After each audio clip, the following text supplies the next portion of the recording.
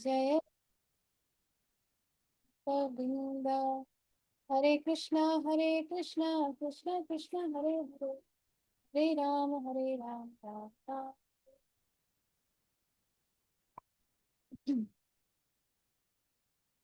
So, Sri Ramananda Rai was expert in understanding highly elevated dealings between Radha and Krishna, because Sri Ramananda Rai is none other than Vishakha Sakhi in Krishna Lila in spiritual world.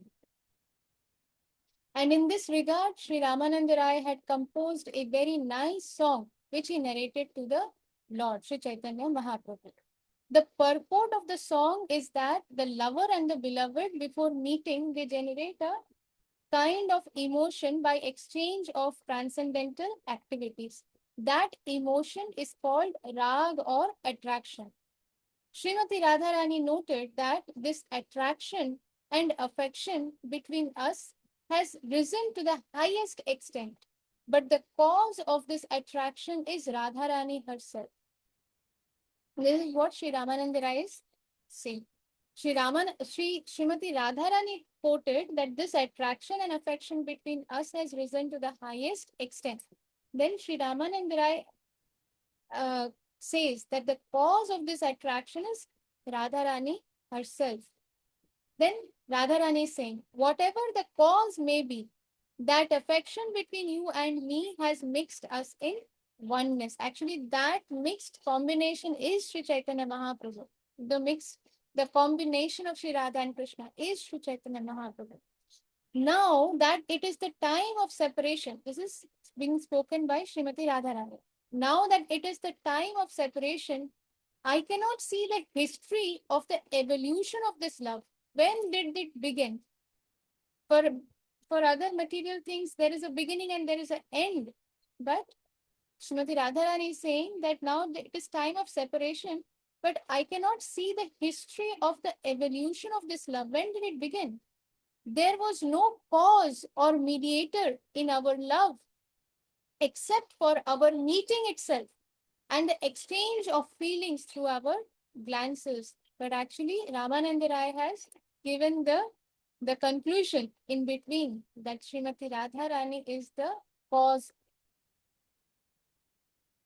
This exchange of feelings between Krishna and Srimati Radharani is very difficult to understand unless one is elevated to the platform of pure goodness. Shuddha Sattva. There is Sattva, Rajo, and Tamogun. This is all in the material platform. But there is Shuddha Sattva, that is beyond the material platform. The mode of goodness that is there is Shuddha Sattva, that is pure goodness.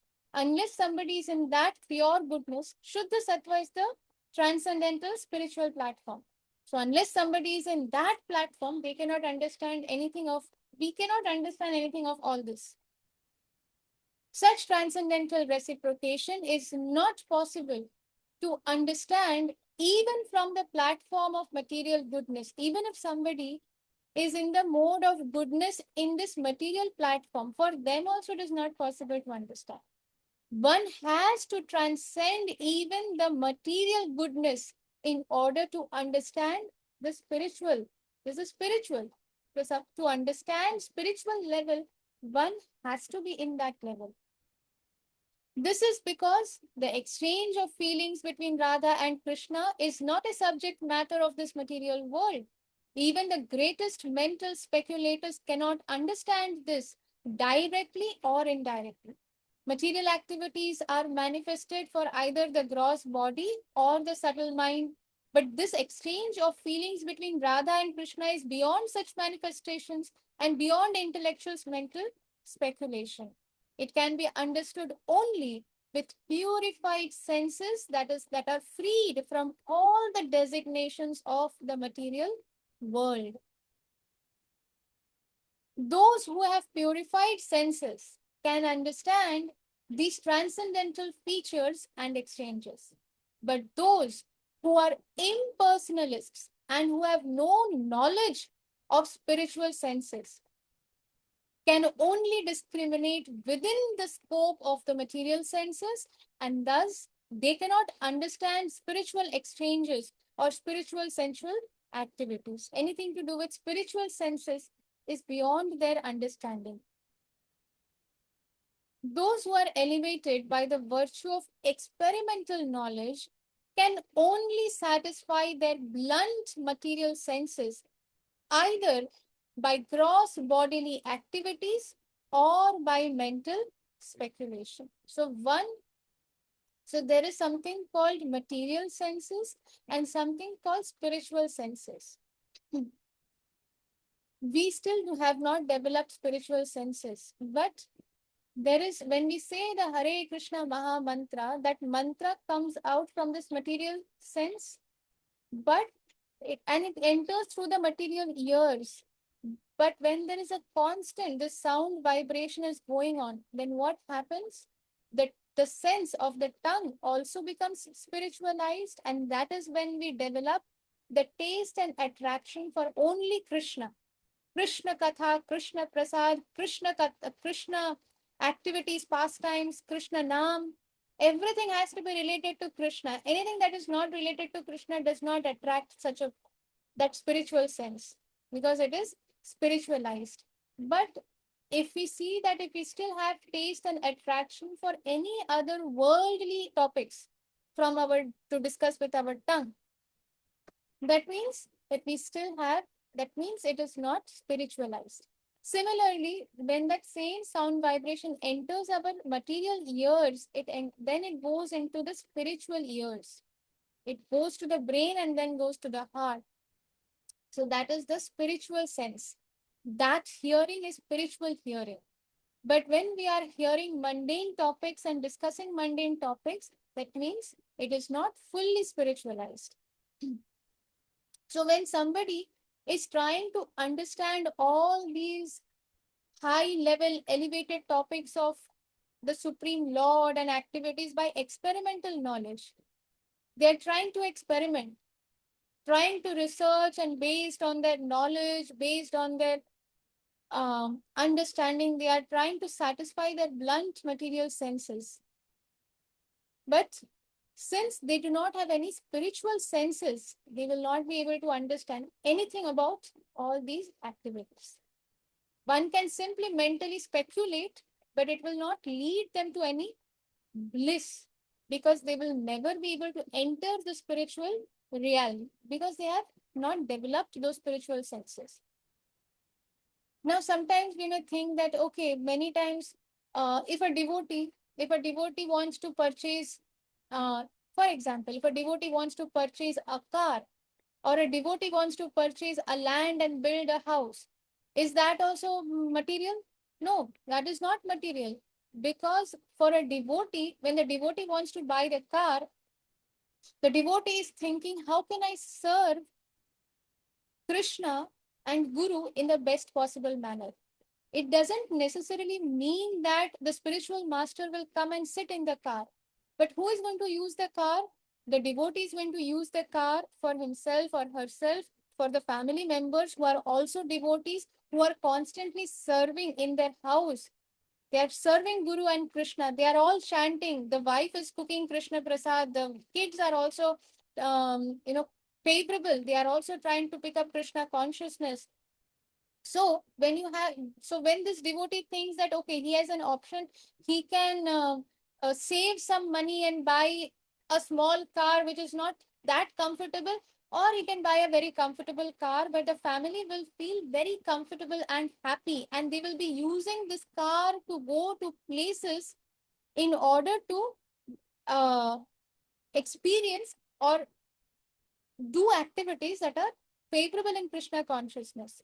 Maybe they want to visit some dham, or maybe they want to go to the temple, or maybe they want to go for a picnic. Take the kids so that the kids can enjoy, the kids feel nourished, the family feels nourished, so that when they come back home, they are again fully absorbed in Krishna consciousness. They feel happy in Krishna consciousness. Krishna consciousness doesn't mean that you deprive everyone of the requirements or the needs, and you simply force them that okay, now you sit and do your 16 rounds. Now, after you have done your rounds, you should read Bhagavatam for 4 hours, and then you should do this. That's not That's not how we take care of a Krishna conscious family. Taking care of the family is that we have to serve the family. Now, there may be families who are not even favorable. If they are not favorable, we do our duty and we leave the result to Krishna. So, what is our duty?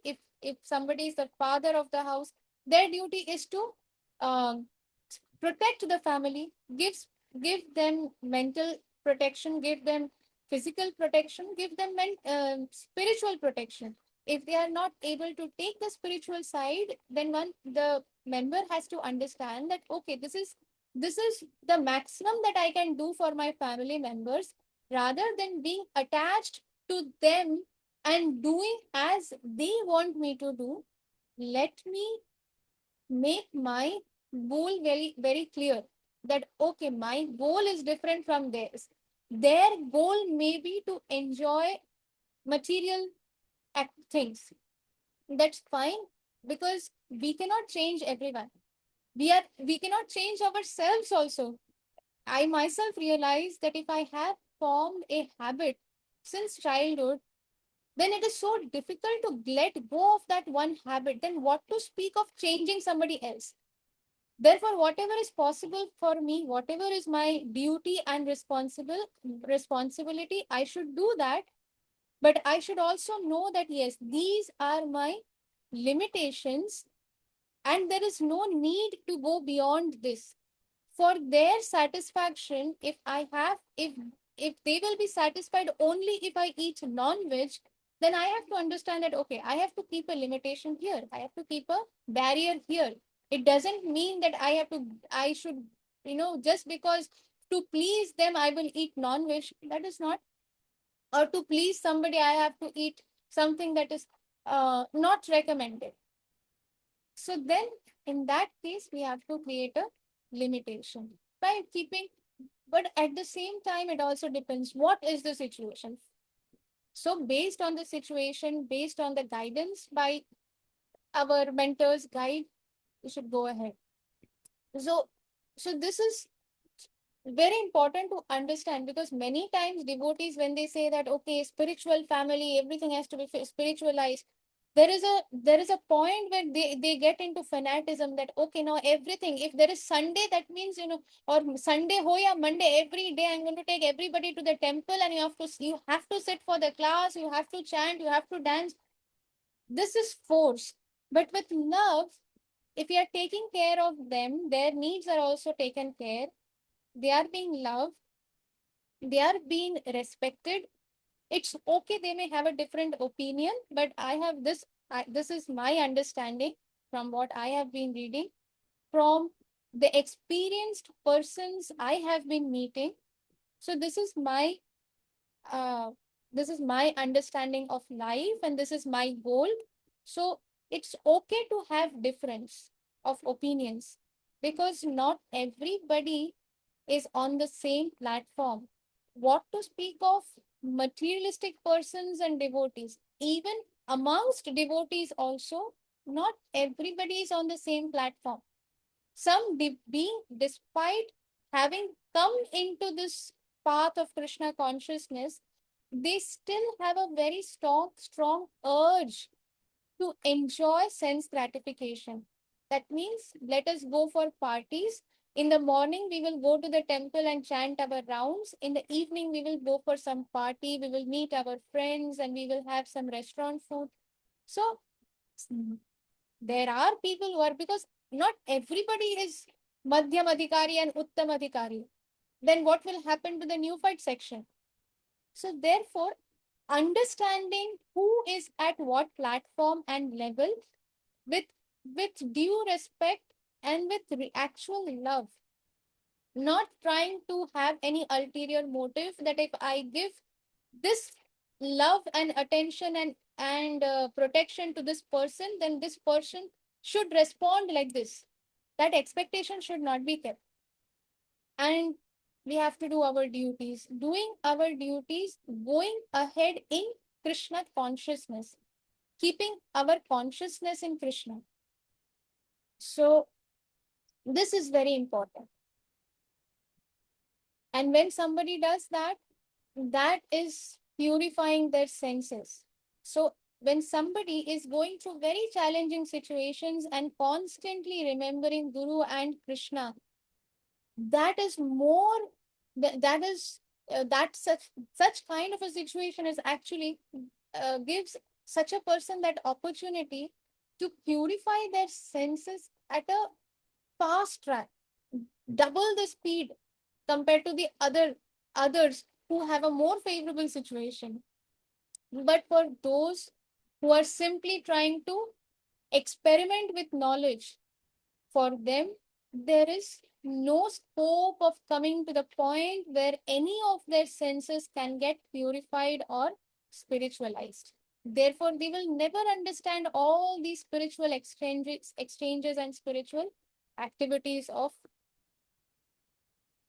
the divine couple. Everything generated from the mind or the body is always imperfect and perishable. But transcendental spiritual activities are always bright and wonderful. Pure love on the transcendental platform is the paragon of purity because it is devoid of material affection and is completely spiritual. Everything in the material world is perishable, it has an expiry date. But in the material world, sorry, in the spiritual world, it is ever increasing. That love, that affection, everything that is there in the spiritual world is ever increasing. The enjoyment.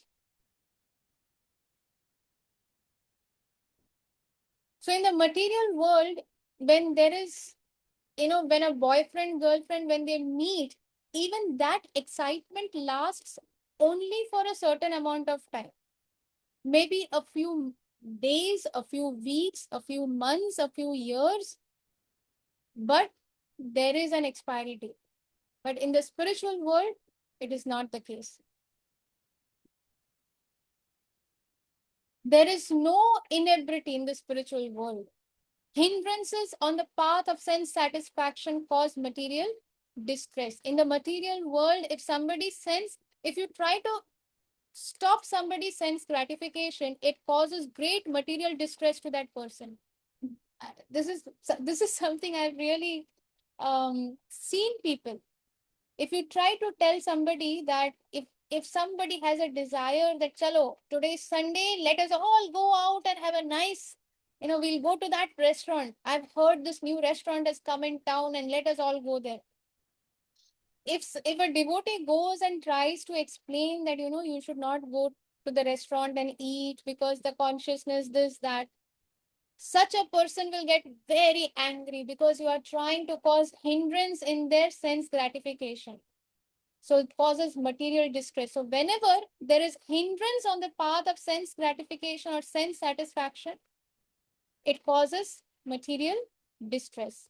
But one cannot compare that with the spiritual distress of separation from Krishna. Spiritual distress is different. We had discussed this in I think the yesterday session or day before that. Um, the devotee's example, the devotee experienced spiritual distress. Sri Nityananda Prabhu experiences spiritual distress. Diksha Guru, Shiksha Guru, they experience spiritual distress when they are worried about their disciples. It is spiritual distress, it is not material distress. If the father in the house, if everybody is a devotee, the father is worried about the kids or the family or the wife or the parents, that is spiritual distress because they are all devotees, they're all Vaishnavas. It is because they are like a unit. If one of the person falls sick, then the entire unit will fall apart.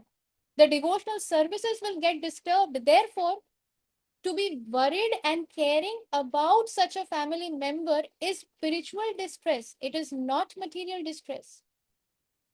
So, hindrance for a materialistic person, any hindrance on their path of sense gratification will cause material distress. But this material distress cannot be compared that with any kind of spiritual distress. Then what to speak of the spiritual distress that is experienced by the Vraj gopis when they even think about separation from Krishna. It is beyond our, because we have spent millions and millions of lifetime being separated from Krishna and without even remembering Krishna. Therefore, for us to understand this, it may take some time because we are not in that situation. Yet, because we have come in the association of devotees and because we are constantly hearing from such senior devotees, therefore, now we have started understanding that, okay, this is the goal of my life. And maybe sometimes, when materially, when we are being pushed to the corner, maybe at that time when we think of Krishna, one drop of tear may come that Krishna, how foolish, what a foolish rascal I was, that I never, whatever moment it was that I was envious of you and I wanted to have enjoy independently. Which moment was that? I wish I can reverse the moment. But since that is not really possible, please now help me, whatever is required for me, so that now again I can get back to your eternal loving devotional service.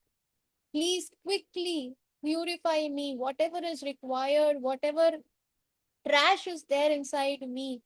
Please, Krishna, please purify me. You know what is the best timeline, whether it is in this life or whether I need another life. Let me not be worried about it. Even if I need to take one more life, let me not be tensed about it. Let me have complete faith in your plan. Because many times we get very worked up. Oh, if I don't get purified, I have to go back to Krishna. I have to go back to Krishna. And that causes a lot of tension. If we are completely surrendered to Krishna, that means we have complete faith in the plan of Krishna. And in that, if I get some distress, if something happens where I'm being blamed, let me accept it. Krishna, I know it is your plan. You have planned it in such a way, you are making me an instrument so that my purification happens. Therefore, these people are blaming me for this thing. Or therefore, no, my whatever I have desired is not happening. So let us have complete faith in Krishna's plan because we want to, because that now that is spiritual distress. That is spiritual distress. And when we develop that kind of attraction to Krishna, then at some point we will feel separation from Krishna. So, in such spiritual separation, there is neither inebriety nor ineffectiveness as one finds with material separation. So, we'll pause here for today. And again, tomorrow is Balram Jayanti. Krishna willing, we'll definitely continue reading tomorrow. Thank you very much for your kind association. Shri Shrimad शिला जय पताका स्वामी गुरु महाराज की जय, जगत गुरु श्रीला प्रभुपाद की जय, निताई गौर प्रेमानंदे हरि हरि बोल जय. Thank you everyone.